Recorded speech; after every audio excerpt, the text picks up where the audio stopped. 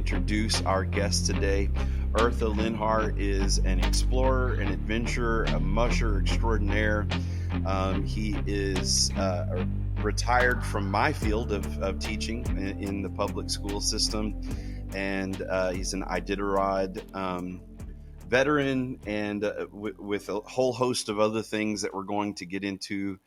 He is currently the president of the Leonhard Seppala House, which is a nonprofit project that is looking to restore and preserve the Leonhard Seppala House in Nome, Alaska.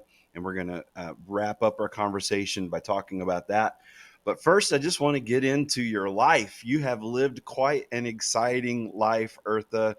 You were born in 1949, but things look like they really started getting interesting in your mid 70s, in the mid 70s when you were in your mid 20s, I should say. In your mid 20s, you moved up to Nome. Is that right? That's right. Yeah, I graduated from Juniata College in Huntington, Pennsylvania in 1971, and I took a teaching job at a correctional institution for juvenile delinquents the same year. And unfortunately, the correctional institution was closed after a year because of politics. Spiro Agnew was the governor of Maryland, and Nixon hired Agnew to be his vice president, and Agnew closed down a lot of the institutions that were far away from where the problem was, and we were the furthest away from Baltimore City. We were the first ones to close, so I put out applications all over the country, anything west of the Mississippi, for jobs. And I'd get all these nice little letters back saying, "Thank you very much, you're highly qualified. We'll keep you in mind. If we have anything, we'll let you know." And lo and behold, one evening, the superintendent of Nome Public Schools called me and offered me a job, and I had to be up there within a week. And I ended up not knowing where Nome was and having to look on the map and talk to him. And we made about 5 different phone calls over the next week. And finally, I agreed to go up there, and it was one of the most exciting points in my life. Yeah. So you were there the year before the Iditarod's first running, right? Was the Iditarod's first running in 73? Is that right? 73. I got up there in 72, in the fall of 72.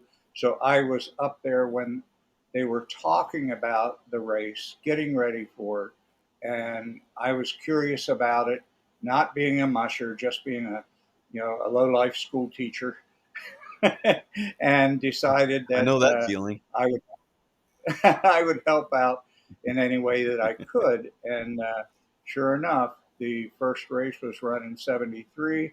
So I was there when they actually did not have a finish line.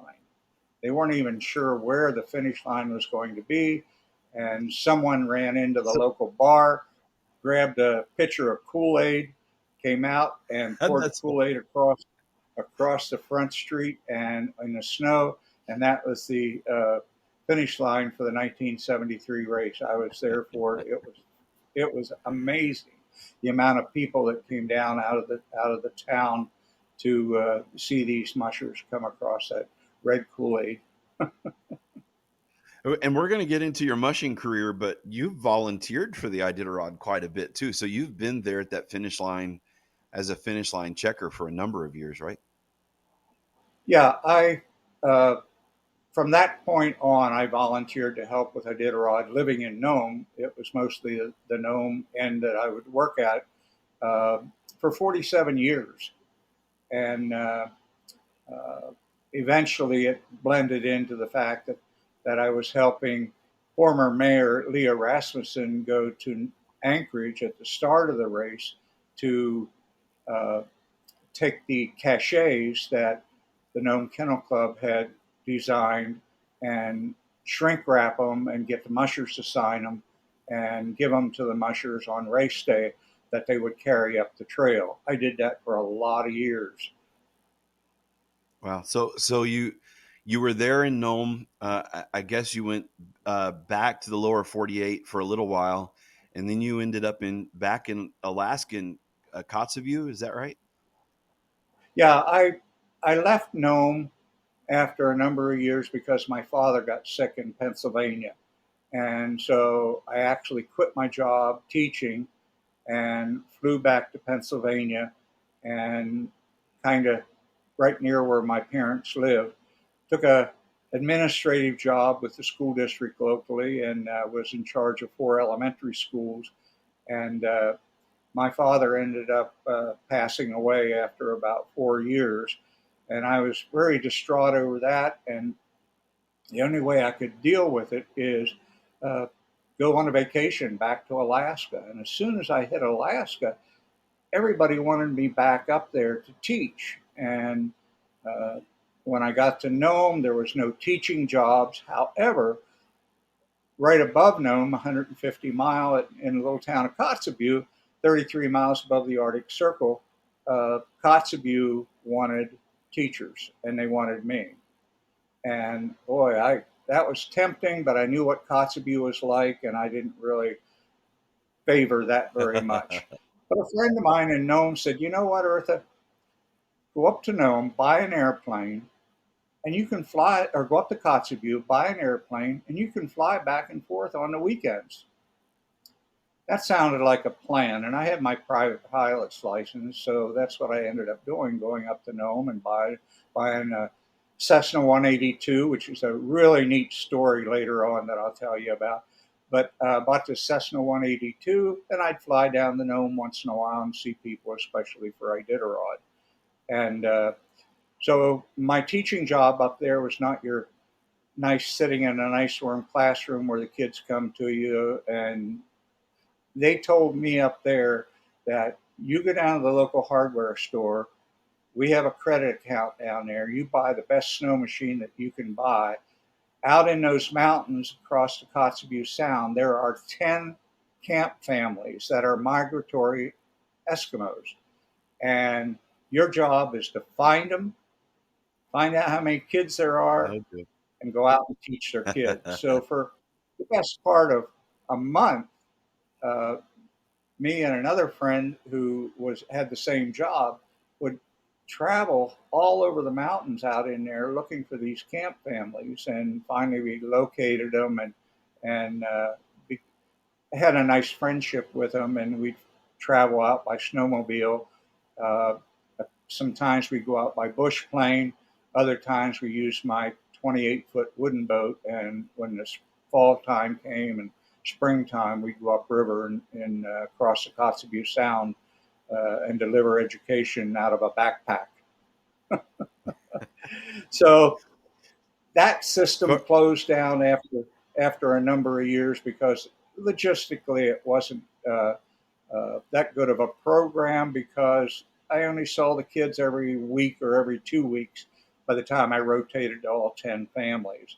And so the state decided to do away with their correspondent study program and tell the kids they had to come into town for education. And they came in all the time, anyhow, for supplies. So I ended up going into the classroom, and my last years in Kotzebue, I taught third grade in a nice warm classroom.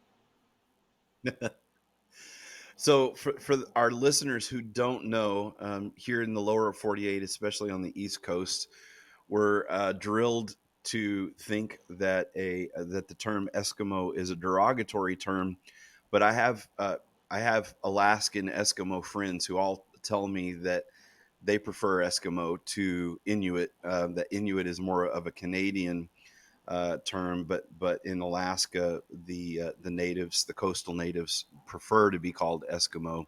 I just wanted to clarify that for all of our easily offended listeners. But that Well, said, man, that that's a good talk point. about a commute, man. That's flying into. I, I don't think any teacher in the world can claim to have a commute like that. You're flying in, and then you're hopping on a snowmobile and snowmobiling in from there. That's pretty intense. Yeah, it was a very unique job. And after you were accepted by the families and you were there all day teaching their kids, I mean, they had like a one room shack, most of these camps, because they were migratory. Um, and when I talk about a shack, it's like a small cabin. There were no walls, interior walls. It was just wide open with, homemade beds there, uh, and very warm. They would have barrel stoves that they made to keep the place warm, so it'd be 35 below outside and 95 degrees inside. Uh, but the families were so appreciative of what we did that we'd go out to get on our snowmobiles to leave, and there'd be two 4 foot fish strapped to our back of our snow machines. Crazy. Or if we had our sleds, there'd be half a caribou strapped in because they wanted us to show their respect for what we did for them. And then we go out on the weekends and go hunting with them and visit with them. So it was a really nice relationship.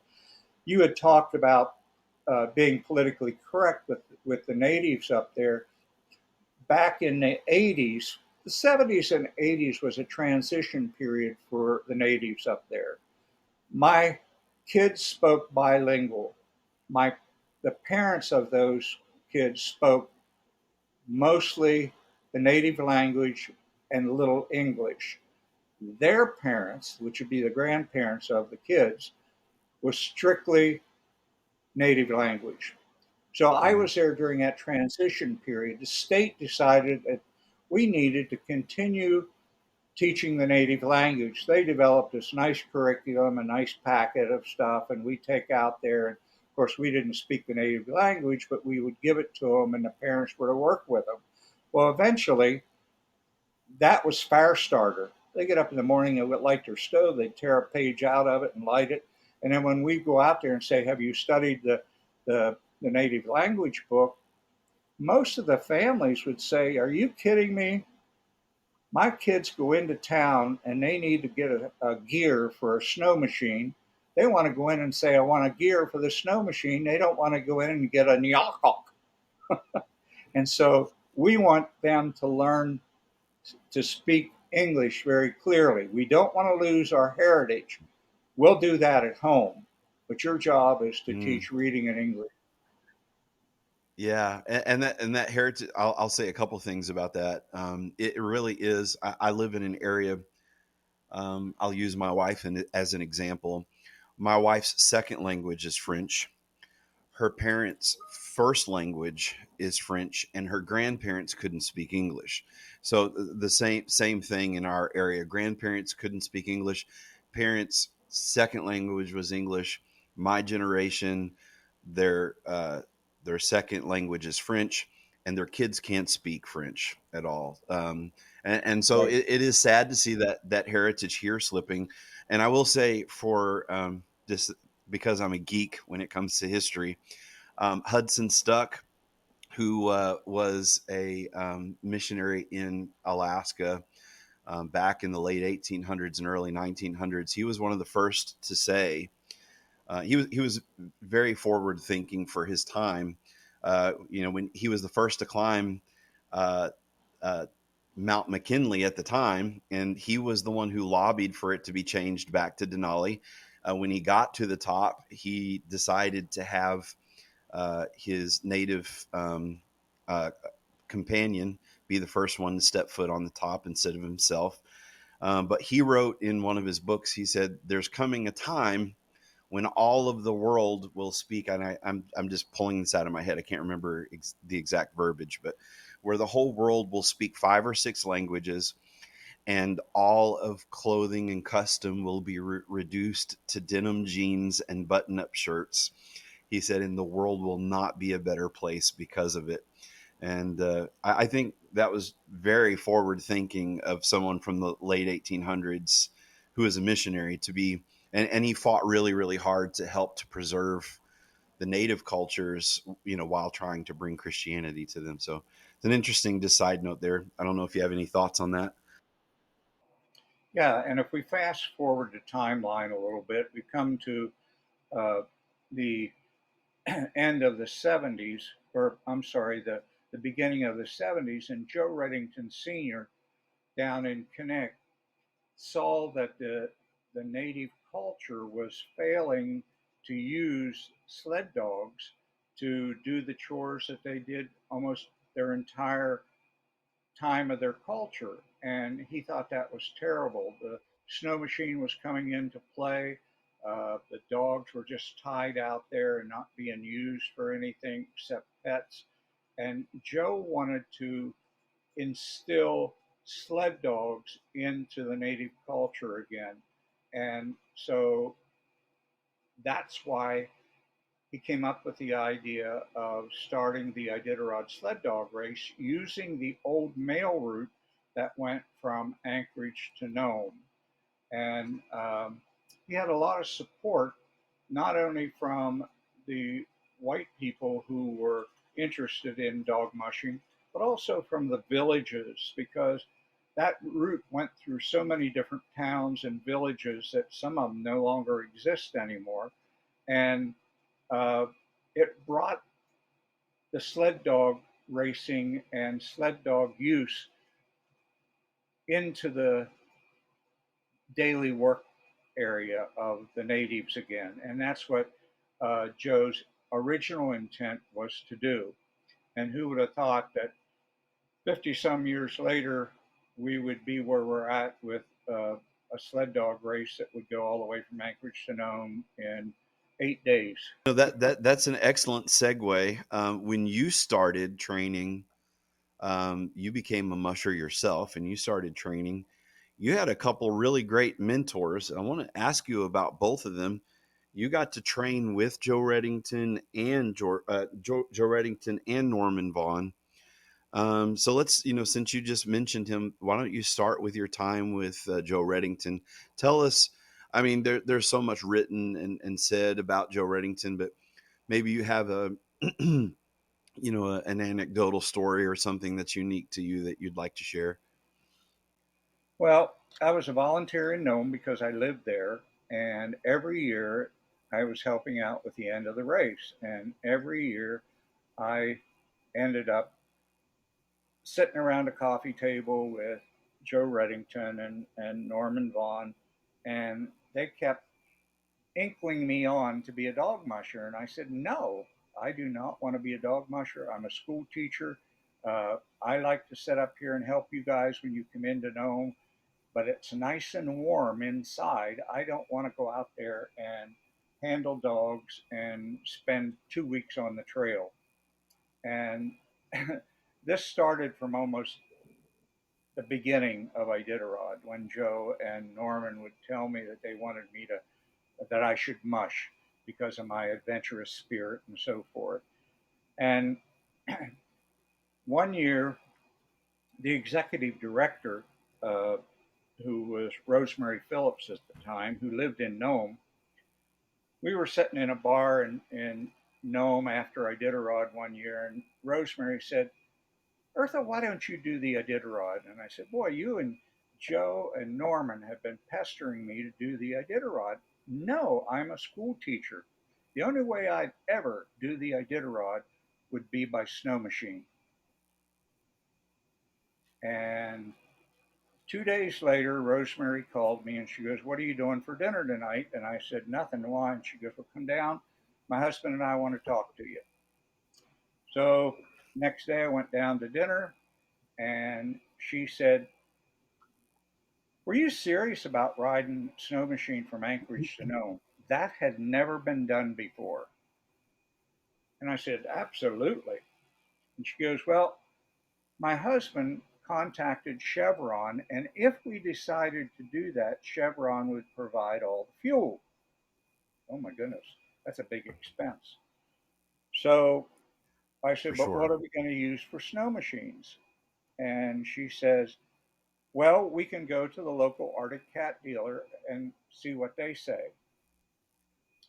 Rosemary was a photographer and I was a photographer, and her idea was that we buy a 35 millimeter movie camera and we film the race from the beginning to the end. That had never been done. Very few Jeff Schultzes were Wow. around then. that flew into the and took pictures. And so people wanted to see what these checkpoints looked like and what it looked like in between. So I thought it was a great idea. So we sent away, got two cameras and equipment, and we went to the local Arctic cat dealer. He proposed it to the major Arctic cat company. And lo and behold, they didn't give us two snow machines to use, they gave us three. And I'm thinking, what are we going to do Wow. with three snow machines when there's only two of us? And then I thought, well, if one of them breaks down, we need somebody to know how to work on it. And so one of the local dealer in Nome provided us with a rider on the third machine who was a mechanic, and so we were all set. The only problem is Ski-Doo heard about it, and Ski-Doo dealer in Nome contacted the major Ski-Doo company, and they provided two twin track Alpines, which are the monster snow machines. But we thought, wow, that's cool, but who's going to ride those? I didn't think it was right for Rosemary to be the only female to go on this expedition to Nome by snowmobile. It wouldn't look quite right to have four guys, one woman.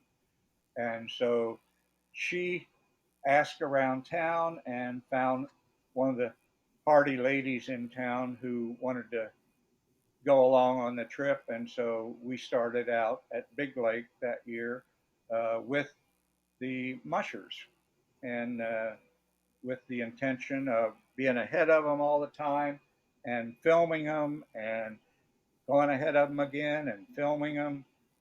And as we crossed Big Lake, the weight of the fuel that we were carrying, 14 jerry jugs of gas in one sled, and the weight of the Oh sled boy. that carried our camera equipment, broke through the ice at Big Lake, through the overflow. And we spent hours getting our snow machines out and sleds out. Yeah. And the mushers would go by and laugh at us and say, "Ah, we knew you'd never make it, da da da da da." And they did not like the idea of a snowmobile going ahead of them and ruining the trail, which is ironic because now Ah. we have a whole team of snow machine that go out 24 hours to break trail for our mushers. And so, make a long story short, it was a long, grueling trip to Nome, and we got there a few hours before uh, uh, who was it? Rick Swenson and Dick Mackey made their famous Ah. Yeah. 2 second finish. But before they came in, Lynn Swan, who was the Wide World of Sports announcer that flew up the Nome for the end of the Iditarod every year, he interviewed us as we came through the Barrel Arch with our snow machines. And Lynn asked me, he says, "Urtha, you just went 1,200 miles on a snowmobile the first time it's ever done. Would you ever do it again?" And I was so tired and exhausted. I looked at him and I said, "Never will I ever do this on a snowmobile again. The next time I do this, jokingly, would be on a sled dog team." And that's what I ended up doing. Isn't that something? That's fantastic. So they further lassoed you after that into training, and you said you were training with Joe Reddington and Norman Vaughn, right?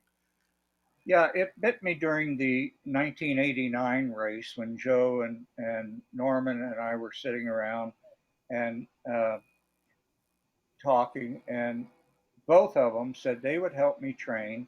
They would help me get dogs because I had no dogs then at that time. I had a boat and a snow machine. And um for some reason, I got this wild hair that maybe I need to take a year off and go ahead and do this thing. And I went to the school district, asked if I could have a leave of absence for a year, and they hesitated and said it was unprecedented and they would think about it, and basically they said no. And I said, Mm-hmm. well, then I'm going to have to resign. I'm going to do this thing. I ended up going down to Anchorage, and uh, Norm and Joe and I would get together for breakfast at Blondie's Cafe downtown, and we'd talk about this. Or Norman and I would drive out to Joe's house, out at uh,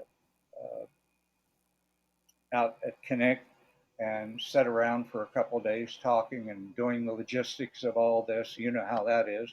And finally, we decided that Norman and I would share dogs that he had, between ones that he had and ones that he was getting, and people were having him keep at his camp in Trapper Creek. We had 43 dogs. And so Norman and I would go out to Trapper Creek and train dogs. He wanted to go to the Alparod in Europe, and I wanted to do Iditarod in '91. And Joe was out at Trapper Creek too, so the two of them would show me the ins and the outs of dog mushing, and it was an excruciating uh, thing to do for a teacher that had not done any dog handling and everything, but it was fun. It was enjoyable. It bit me really hard. I wanted to do this thing, and I ended up getting some good leaders from a dog musher up on Lazy Mountain, Linda Plattner, who was a Iditarod contender for a number of years. She was a good trainer too. She taught me a lot about dog mushing. As a matter of fact, here's a good story. Uh, Her significant other at the time lived up on Lazy Mountain, and he was a sled builder. And so he and I built my sled, and Oh, that's I excellent. was all proud of it and everything. And uh, the first day that I took it out, it was in the morning, and I had 16 dogs hooked up, and we went out the dog. I went out the dog lot, streamed up the road, the gravel road that went up to the field that goes down into Lazy Mountain. And I get up this road, and all of a sudden I came to a complete abrupt stop that threw me over the handlebars. And I'm going, what is going on? And the dog team had to stop right away. And I looked at my sled, my brand new sled, and my snow hook was sticking out, and it caught on the mirror of a truck that was sitting along the road. And it immediately broke the mirror and stopped my team and broke my sled. So that was my first Oh, initial trial with a my own new sled. So we ended up wait, rebuilding the sled, and a couple days later, Linda and I took out in the evening, both teams, and it was just about dark, and we were going down into the flats. Now, down into the flats where we were at Lazy Mountain, there were a lot of moose.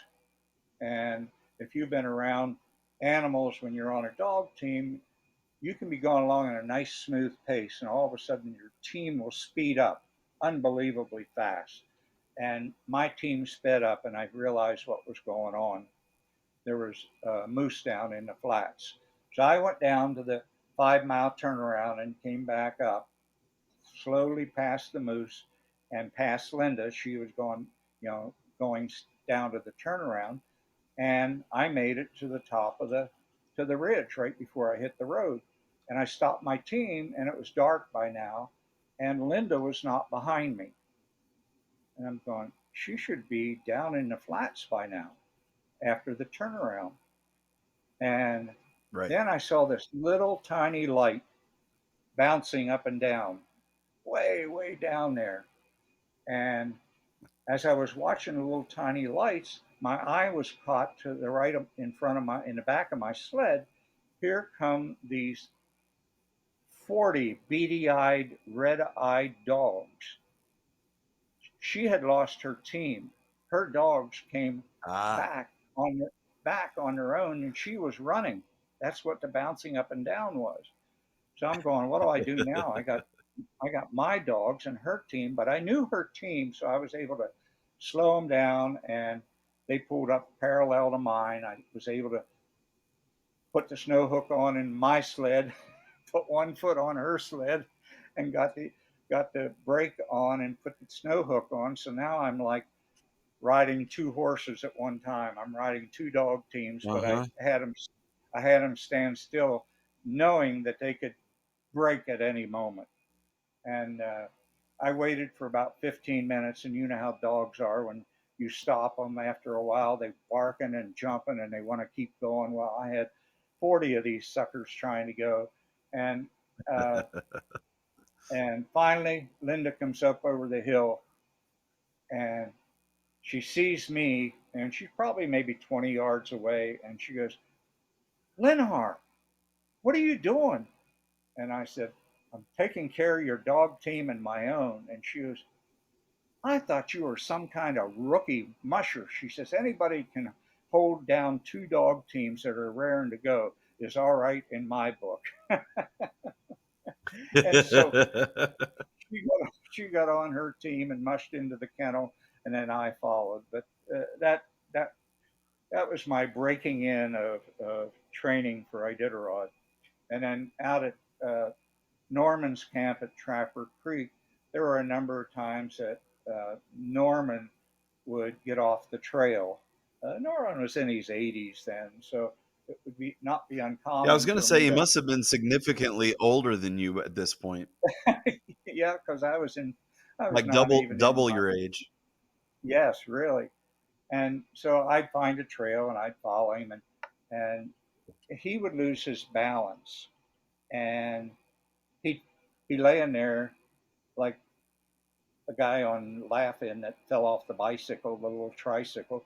Norman would be laying in the snow, and I'd pull up behind him, and he'd say, "Urtha, can you give me a hand?" I'd pull him out of the snow, and we'd get turned around and do really well. So Norman and Joe had a tremendous amount of knowledge. And, Norman did work back in when he was my age. He was with Admiral Byrd when they went to the South Pole, and he was a dog handler for Walden back then. Just for those who aren't really And familiar, you know, with these names, maybe they follow, the Explorer podcast, but aren't mushers and geek out on mushing history. Joe Reddington, as you've already pointed out, is the father of the Iditarod, and you were training with him and working with him with the Iditarod from year one.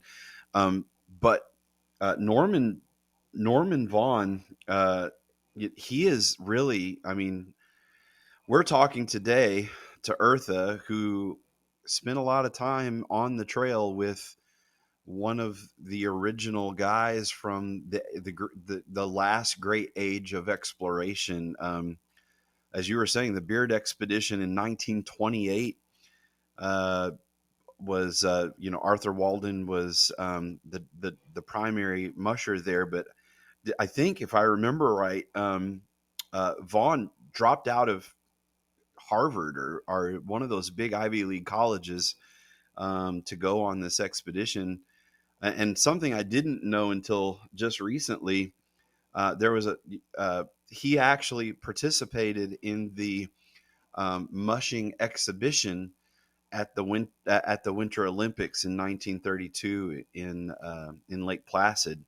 I knew that some of the other big names like Saint Goddard from Quebec and Leonhard Seppala and other really big names from that time period uh, competed in that Winter Olympics in Lake Placid.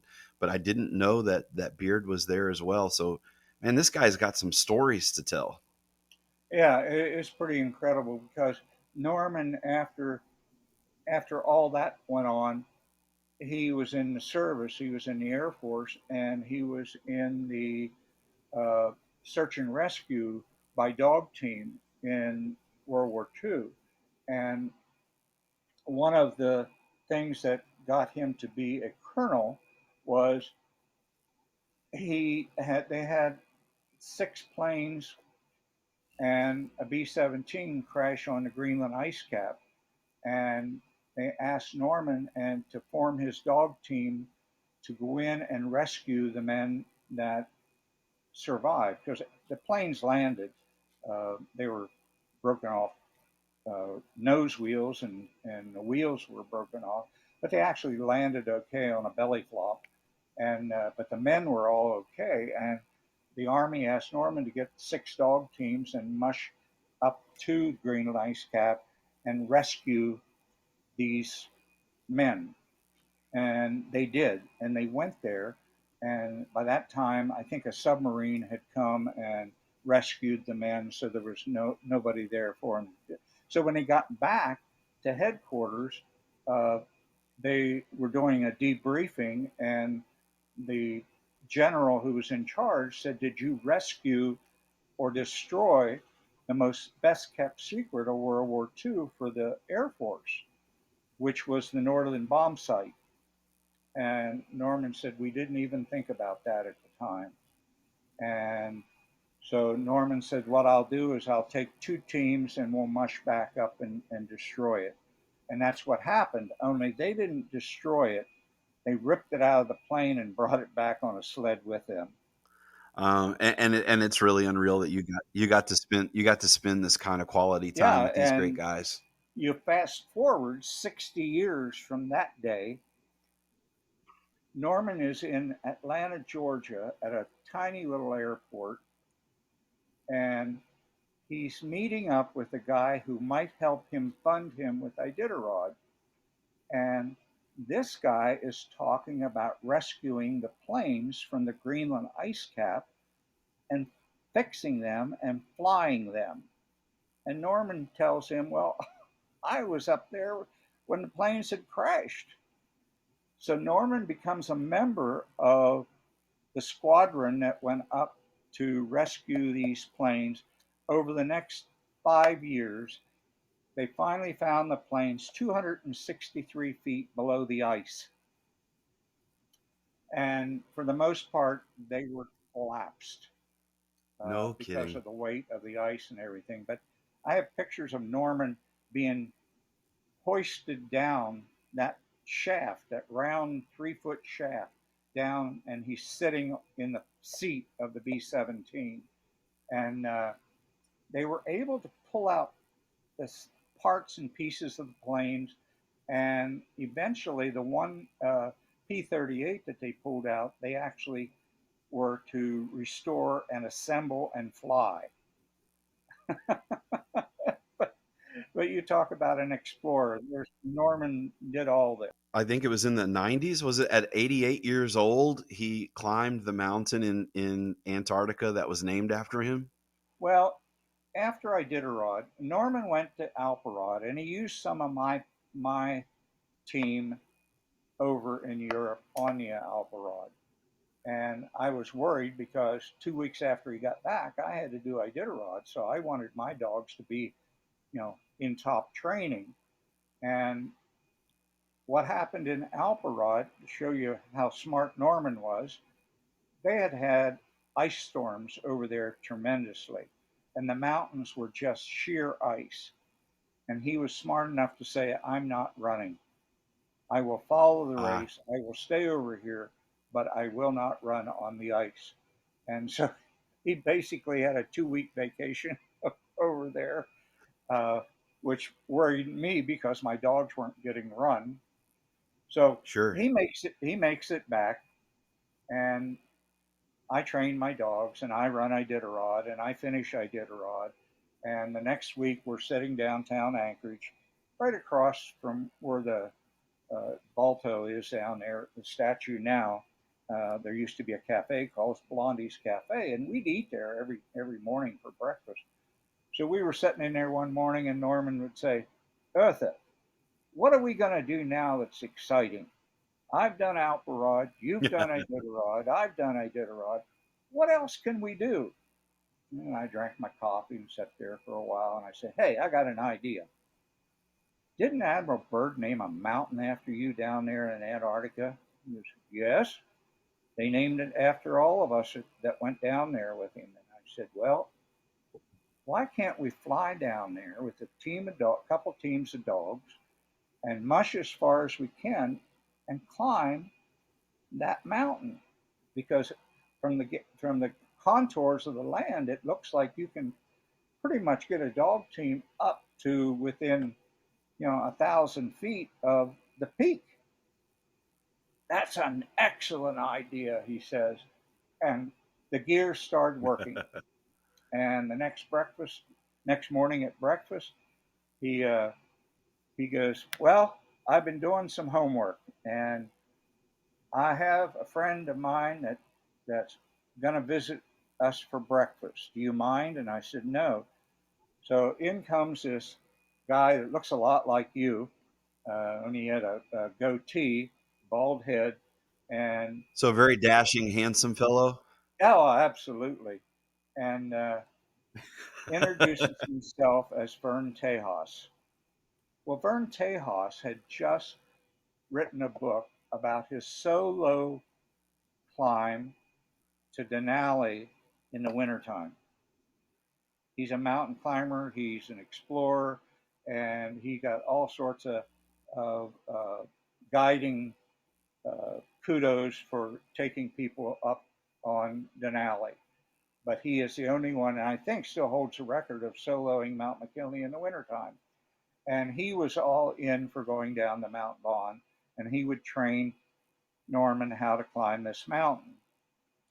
And so we worked on logistics, and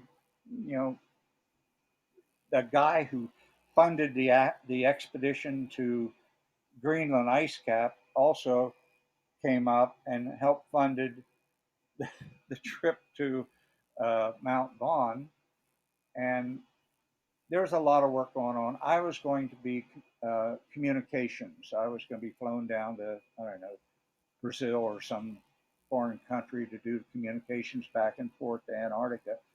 And as it turned out, I had some family issues that needed to be resolved, and I said I couldn't be involved in it, and I flew back to Pennsylvania Wow. to deal with my mother, who was also failing in health. And make a long story short, after 5 years, Norman ends up. The plans changed quite a bit, and you'll have to read about that story. Norman has a book out about it. Uh, he ends up flying down with his wife and Vern Tejas, a photographer, and somebody else, and he actually climbed Mount Vaughn right before his birthday, if I recall. Yeah, that's So fantastic. That's Norman fantastic. is definitely one of my strong mentors as Joe Reddington. I am so blessed to have not only met them and sat down and shared broke bread with them, but also have them train me and live with me for so many months. I was given the privilege and the honor to train and race out of Mitch Seavey's kennel Oh yeah, 2 winters ago. And I can't tell you. I mean, every time Mitch opened his mouth, I learned something. And, it just, I think he thought I was crazy because I told him, I said, from the notes I've taken just from the things you've said since you've been here, you can write a sequel to your, to your dog mushing book. And yeah, it's great to have people like that around. And speaking of Mitch, he won the All Alaska. Not only is he a 3-time Iditarod champion, but he won the All Alaska Sweepstakes race, which you helped. Um, you were one of the organizers of that race, isn't that right? yeah. Originally, when we thought about doing that race again, uh, I guess it was the former mayor of Nome, Rio Rasmussen, asked me if I would be executive director of it, and he would be like the vice CEO. And so we both joined in and got together the people that were sent out applications to do this and everything. And I remember uh, getting Lance Mackey to sign up for the race at the end of his one Iditarod that he won. I said, "You won 3 races: the Yukon Quest, uh, the Iditarod, and wouldn't you like to make the third one and have the All Alaska Sweepstakes? And so I got him to sign up for it. But after a while, uh, they got the board got really bigger, and they ended up getting the one guy that had a little bit more power than I did in Nome to take over my position and Leo's position. And so we kind of volunteered and helped out with it, and but we lost our positions as executive director of it, and it was a real good success. I mean, that was a tremendous thing to have happen. It was. I can tell you just from conversations that I had with Mitch while I was there, he counts that as one of his great accomplishments, right up there with winning the Iditarod. So that's really cool that you're a part of that, that you're on that board and helped to establish it.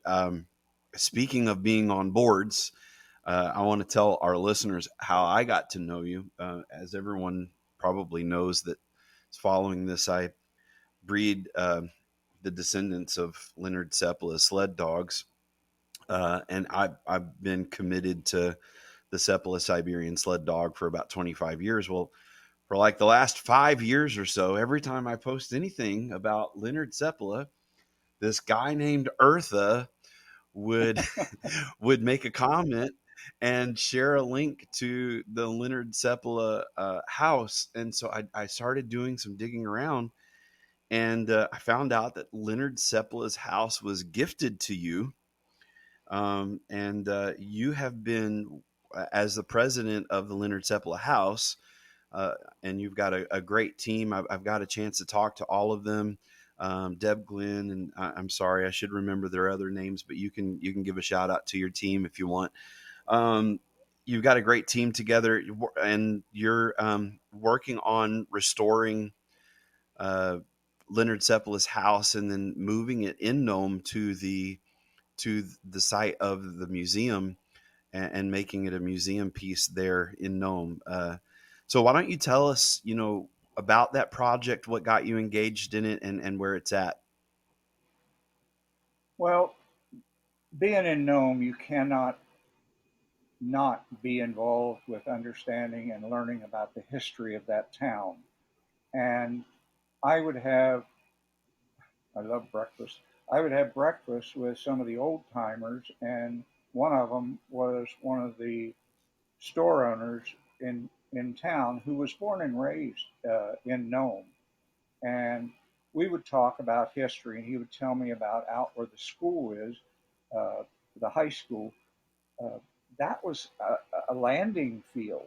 And he would tell me that if I go over to City Hall, there's a picture, a real long picture of all of the Russian planes during World War II that would use that landing field. And there must be 150 planes on that gravel runway out there. And that just No fascinated me. joke.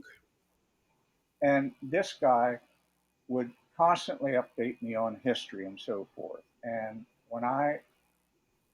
I don't know what year he died, so I'm messed up on dates here, but it seemed he knew that I was involved with Iditarod, and I would always bring up over on Bering Street on the walking tour map for the past 50 years was number 14, which was the Seppala house. And I asked him, "What can you tell me about that?" And he said, "Well, I own that because used it as a rental for the past 30 years, and it doesn't make me any money. And I refused to put any money into it." And I said, "Well, that ought to be restored and commemorated to Leonhard Seppala." And he goes, "Yeah, I've heard people talk about that." He says, "But uh, I'm not going to do it." "Why? Do you want it?" And I was young then, and I said yes. And he says, "Well, you can have it." And he goes, "You let me know when you're ready." He goes, "You can have that and do what you want with it." Well, now we have to fast forward a lot of years because I never paid it never no mind after that for a lot of years. And I'm sitting here in Pennsylvania, and a lady from Willow Helen Henninger, everybody knows her from the fantastic books that she writes about Iditarod and dog mushing, contacts me and she goes, Yeah, she's really an amazing lady. "Oh my." Well, her and I have been friends for decades. And she says, "Urtha, don't you own the Seppala house?" And I said, "Well, you can call it that. Yeah, I've owned it, but I haven't done anything with it." And she goes, "Well, I just read in the paper up there that it's one of the 7 buildings that are going to be bulldozed down. You better check into that." I said, "Thank you very much. I will." And I got off the phone to her and I called the mayor of Nome immediately, who was Richard Beneville. And Richard and I go back to our teaching days in Nome, and we know each other very well. And I said, "Richard, what's this about number 14 Seppala House being destroyed?" And he goes, "Well, it is a fire hazard. The drunks are staying in there. People are using it for drugs, and nobody's living in there. It's not rentable, and so it's one of the 7 to be bulldozed down next week." And I said, "Richard, I'm in Pennsylvania. Don't do anything to that house until Iditarod. I'm coming up. I'll be up there for Iditarod. I'll take care of things. If you can put a hold on that, I'll do that." So the whole time I was up there for Iditarod, between checking mushers in at the end of the race, I was networking with people all over the state to do something to preserve this house. And I got a stay of execution from the city for 3 months. It had to be off the property, which belonged to the guy that gave it to me, off that property right away. But the city gave me 3 months to get it off that property. And immediately I contacted some guys in town who moved buildings. We moved buildings up in Nome like you move dog houses. I mean, you just jack them up, put a skid underneath them, pull them out, and take them wherever you want to. And so I found one that wanted to do it, and I raised the money the 2 weeks that I was in Anchorage after Iditarod to pay to have it moved. The city said that they had to be moved out of the city limits. So I moved it to where the city wanted it moved, which is off the city limits. But then months later, the city decided that they wanted it at a more secure place where it rests right now, and that's three, uh, it's 6 to 7 miles out of town on the Beam Road at the Monofil site, which is fenced in. And that's where it will be restored as we come up into the month of August.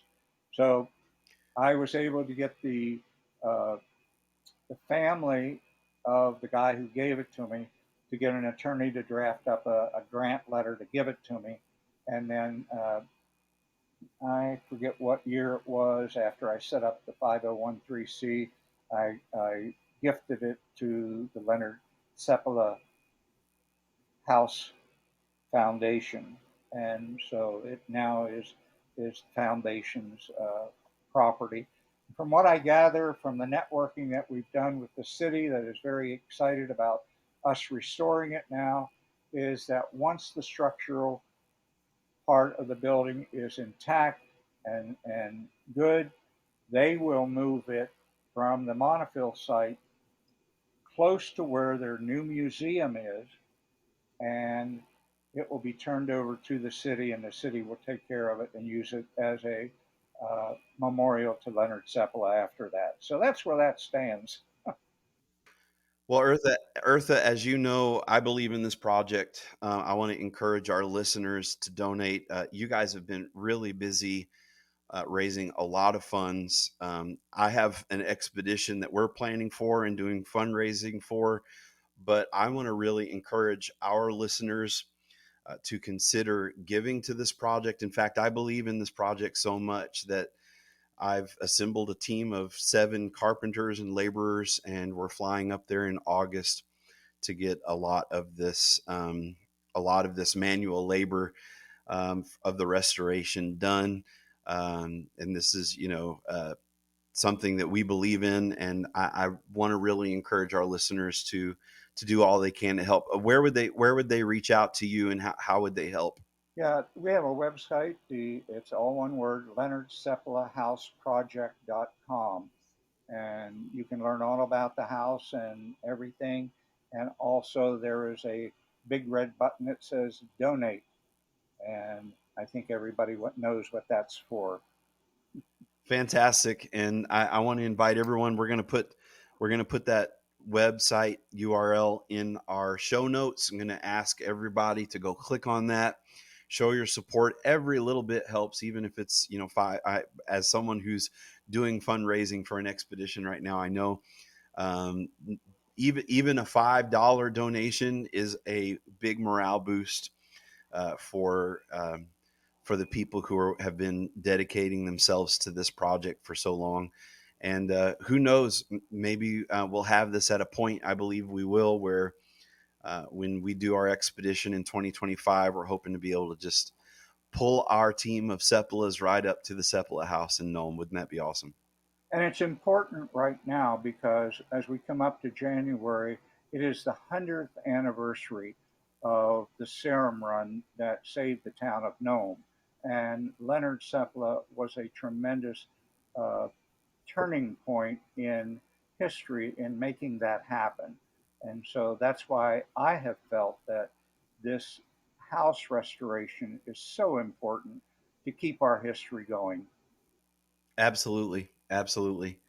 Urtha, I want to say thank you again for joining us. I can't wait to get this podcast out, and hoping our listeners will join in and show their support for your great work. And I look forward to hearing more of your stories. Maybe I can have you back in 6 months or so on the show, and we can chat about all the crazy things that have happened this winter on the 100-year anniversary of the Serum Run.